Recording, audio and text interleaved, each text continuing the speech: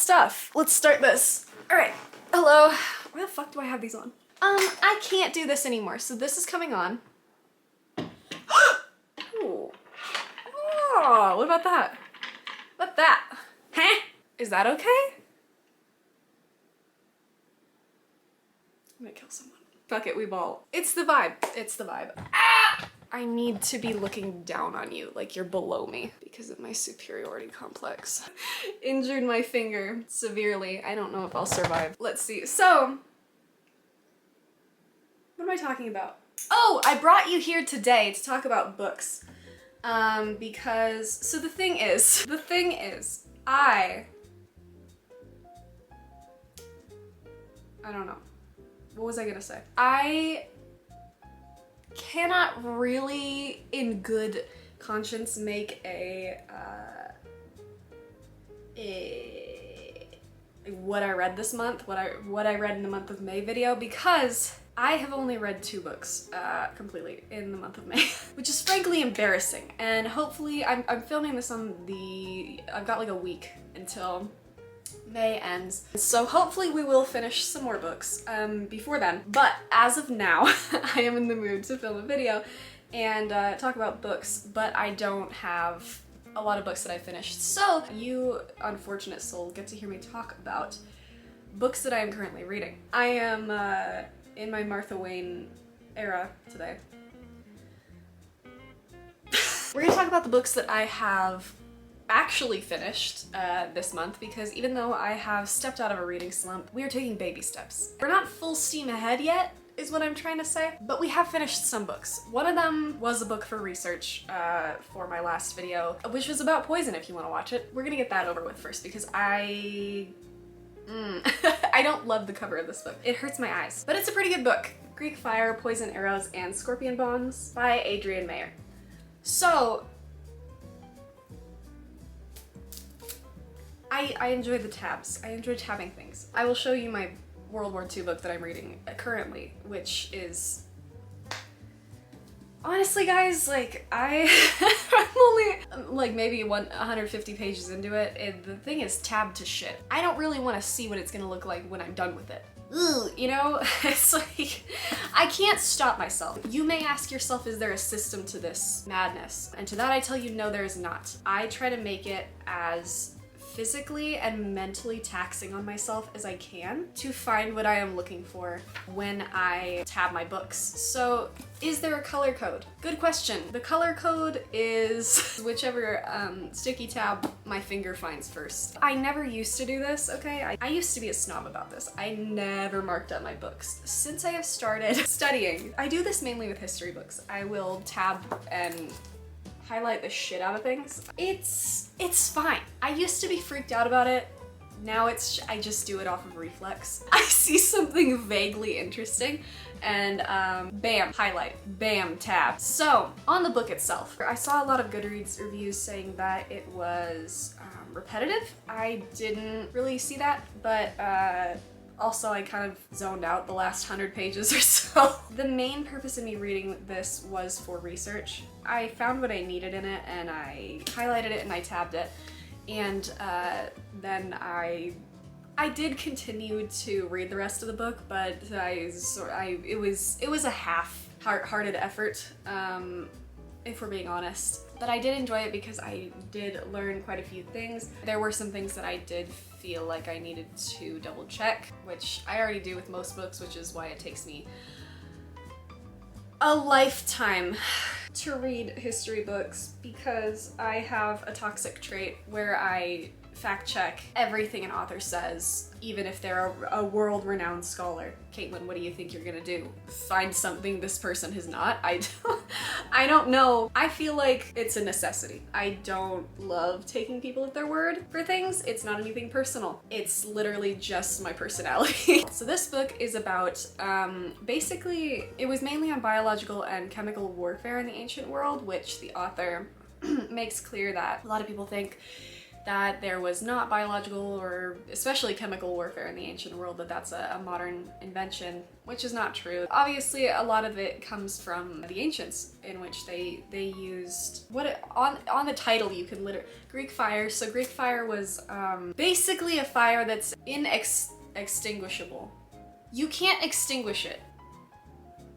Am I okay? Poison arrows, which were a form of biological warfare, taking poison from different elements and from a biological perspective, so taking them from stingrays and poisonous snakes and other creatures and utilizing them against your enemy. There was also a whole, I swear to God, a whole chapter on using bees as a weapon. Wonderful. Just great. Humans, everyone. It's good because it doesn't just tell you about the Western ancients. It tells you about India, it tells you about the Muslims, it tells you about, who else, Persians, Celts, a bunch of different civilizations and how they utilize biological and chemical warfare. I zoned out at like chapter 6. I got the gist, all right? I got the gist. So that is one of the 2 that I actually finished this month. The next one is The Doll Maker of Krakow. The cover, first of all, excuse me, that is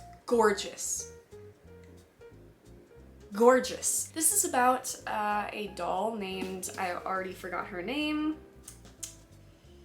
What's her name? Carolina. Her name's Carolina, and she is from the land of the dolls, right? And so the author, it's a World War II middle grade novel, and it draws parallels between Carolina's world of the dolls and the doll maker, his world, which is obviously he lives in Poland, which is under Nazi rule right now. So it sort of goes from the beginning of the war to all the way to the end. I did not expect the ending.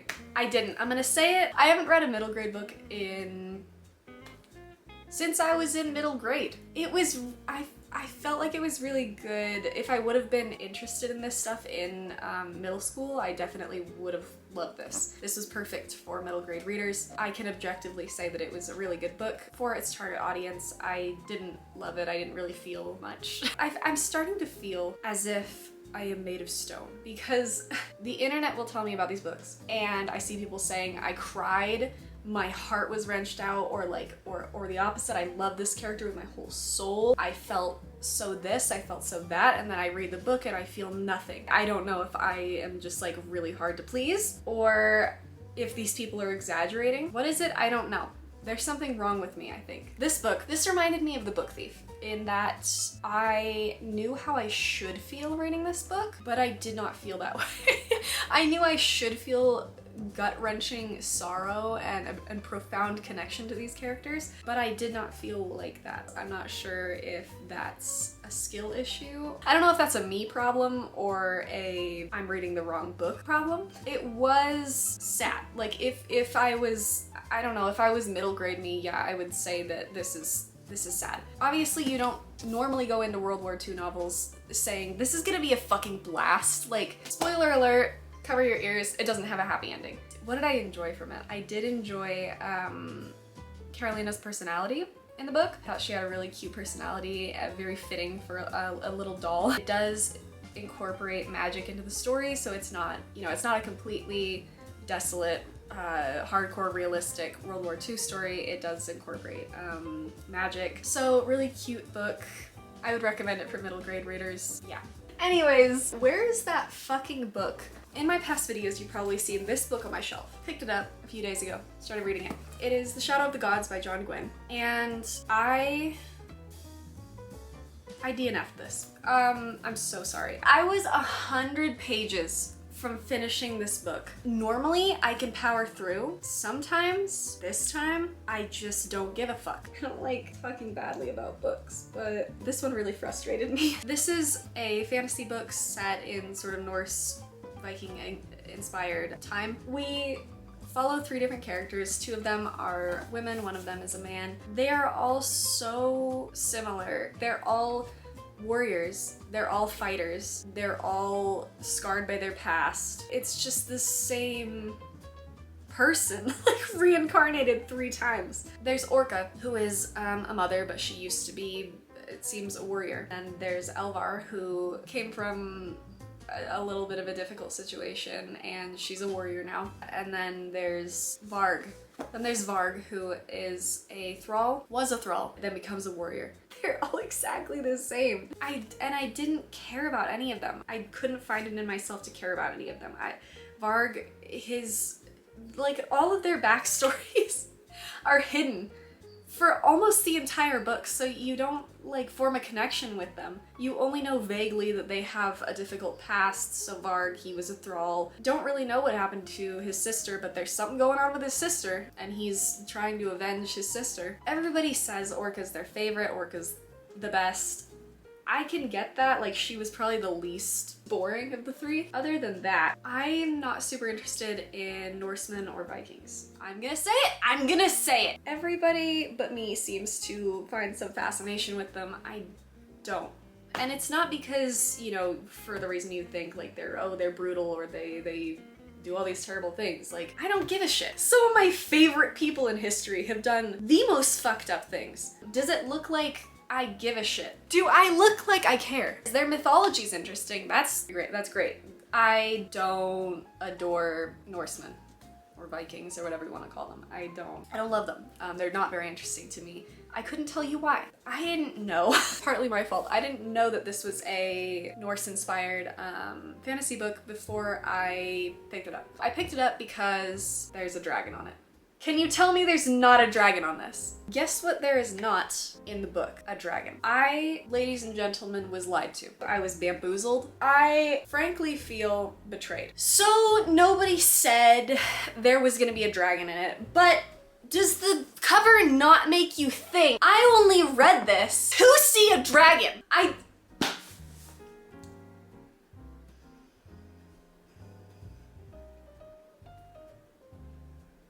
feel misled. I understand why the dragon's on the cover.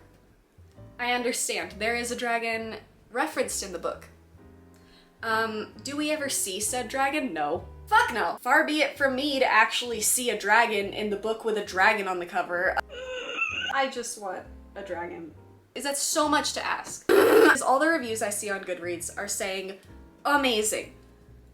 Like, what is the masterfully crafted and brutally compelling? Am I insane? I'm starting to think I'm insane, because all of these books that people love, I shit on, and I don't know why. Is it so much to ask to get a dragon in your book? And you know what? I DNF'd this when I had about like 100 pages left. If this fucking dragon shows up in the 100 pages that I decided not to read, I will fucking shank someone. That's all. Moving on. Okay. There were two, okay, I don't know if this is a spoiler or not, but cover your ears. Why did I do that? Cover your ears if you don't want a spoiler about the Shadow of the Gods, which may not even be a spoiler. I don't know. There are creatures in it. If it's a fantasy novel, there are creatures in it. There are two creatures that I actually gave a shit about in the book. Never see them again. Never see them again. We meet them, never see them again. Again, if they have some sort of like vital role to play in the last 100 pages that I skipped. Moving on, I just picked this book up. We're moving on to the books that I'm currently reading. I just picked this up. It is Middlemarch by George Eliot. Look at this cover. I have shown this book before, I think. So beautiful. And you know what? I usually don't do this, but I was out traveling. I haven't read this yet. I don't even know if I like it. I found a cover of this book, which I thought was gorgeous, and I decided to get it. And I am hoping with all of my soul, now that I'm reading this book, that the money that I spent on this second copy with a beautiful cover of Middlemarch, I'm hoping that that money did not go to waste, because it turns out I hate this book. Like, I'm really hoping that I love this book. It's kind of a toss-up, because classics for me, you know, they can go either way. I will show you the pretty version of Middlemarch that I got. It's up here, just out of your vision. Look at this. Okay? All right. You understand me when you see why I bought this, right? And look at this baby naked, all right? Who? Am I the only one? Say less, okay? Like, frankly, it's huge. It's literally huge, but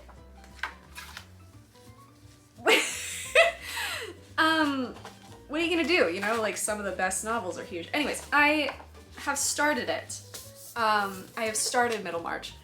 This is the copy I'm reading currently because this I found, and this bad boy's not getting marked up. I'm sorry, it's not. This is the one that I could probably find a second copy easy of, and it's not that expensive. So this is the one that's getting marked up. I haven't done very much to it. I've done one highlight and one tab, and that was for a quote that I thought was pretty. It says, I live too much with the dead. And then after that he says, my mind is something like the ghost of an ancient, wandering about the world and trying mentally to construct it as it used to be, in spite of ruin and confusing changes. Sometimes I love classics. Sometimes they're beautiful. A lot of times they're boring as shit. Sometimes they're beautiful, and I live for the times that they are beautiful. That is Middlemarch. Far be it from me to tell you what the fuck this book is about. I've heard it's a lot of drama, which that is my coffee. I go into most classics not knowing what it's about. I know very little about what most of the books I read are about. I don't know. I like to put myself in a position where I am in maximum pain. Next, I'm gonna show you. I'm gonna show you my second World War book, which I am, let's see, actually, 156 pages through. This one is the one I was saying it has a lot of tabs and stuff through it. I'm sorry. I'm whittling away at it every day. I am. Like, I'm not lying. I am. It's just taking a while because, first of all, look at the size of this text, right? Pray for me. Look at the size of the book, all right? And then look at the material. This is textbook, and not just textbook. This is textbook timeline. We're going from day by day of the war. I'm not gonna lie. I'm having a fucking blast. I love this book so much. I'm so sorry. I have like a Melanie Martinez song stuck in my head so bad. Anyways, look at how many tabs I have. I don't mean to show off, but we're gonna see how the book looks once I'm done with it, all right? So we're gonna see if this fills up even more. The reason I am reading this is because I have a truckload. It's not really a truckload. It's like a handful of books that are World War II books, and I would like to read. But I really want to get an overview on the war first, so I can just familiarize myself with an overview of the war before I start going into smaller battles or smaller events. That's what I'm doing right now, is sort of forcing myself to read this book to get a good foundation of the Second World War. More than anything, what was that? Oh my god, it's a squirrel. Guys, a squirrel literally looked right inside my window. Day made, am I right? You find the Eastern Front really interesting. Very interested in Russia and the Eastern Front. But that is what I've been chipping away at this for, like, it has to be a few months now. The last book that I'm reading right now, which I'm hoping to finish probably, I don't know, today or tomorrow, because it's really short, and don't judge me, I hate this cover, okay? I really do. But the concept's really fun. Anyway, this is Shakespeare's London on 5 Groats a Day. I found this at my local bookstore that closed down recently. Really good find, okay? Like, this, it may be the worst cover in existence, but really cool concept. It talks to you like a travel guide. You read it as if you're reading a modern day travel guide, but it's set in 1599. So everything's said in the present tense, as if you're reading about someone telling you what to know when you go to London, what things to do when you go to London, how are you gonna find a place to stay, how are you gonna get around, the places that you should visit, the things that you should look for. And so I just think it's really cool because it also gives you slang from Elizabethan London. If you say Jakes, apparently that means a privy. It tells you when the streets are busiest, when you should probably wake up to get certain things done. It tells you about the English language and how it's borrowed from other languages, how it is used currently in 1599. So it's really cute. It's got little pictures in it. It has little tidbits. Let me find one. It gives you like costs of household items. So if something's 3 pence, here's like a little box on London lore. So just little snippets, pastime stuff you can do in Elizabethan London. That's awesome. I'm about, let me see where I am. I am on page 58. Every goddamn video. Those are the books that I am currently reading that I have read this month. Hopefully I'll have read at least Shakespeare's London by the end of this month to add on to the list of books that I have finished. Let me know if you guys like hearing me talk about books. I don't know if anybody really cares. But yeah, good stuff. I gotta stop this or else I will never stop. Thank you for watching. Have a good day. Have a good life. Bye.